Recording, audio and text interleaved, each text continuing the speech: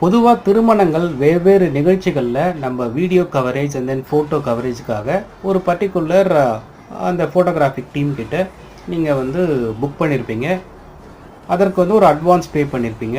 So based on the terms and condition உங்களோட payment வந்து இருக்கும். பட் நீங்கள் வந்து தொகைகளை செலுத்தினதுக்கப்புறம் அவங்க அதற்கான வீடியோ ரெக்கார்டட் பண்ண அந்த CD, DVD and then photo album இந்த விஷயங்களை வந்து அந்த பார்ட்டிக்கு வந்து கொடுக்கணும். அந்த மாதிரி வந்து பணத்தை பெற்றுக்கொண்டு அதில் வந்து மோசடியாக சில விஷயங்களை செய்கிறாங்கன்னு சொன்னால் இதற்கு வந்து வழக்கு தொடரலாமா? அவங்க செய்ய வேண்டிய வேலைகளை செய்யாத காரணத்திற்காக அண்ட் தென் வந்து இந்த மாதிரி விஷயங்களை டைமுக்கு செய்யாமல் இருக்கிற போதும் அண்ட் தென் வந்து ஃப்ராடு மாதிரி சில வேலைகளை வந்து கொடுக்க தவறும் போதும் இதற்கு வந்து வழக்கத்தை வந்து இழப்பீடு கேட்கலாமான்னு கேட்டிங்கன்னா தாராளமாக கேட்கலாம். ஒரு வழக்கை வந்து உதாரணமாக சொல்கிறேன். அந்த வழக்கில் இதே மாதிரி ஒரு சம்பவம் நடக்குது.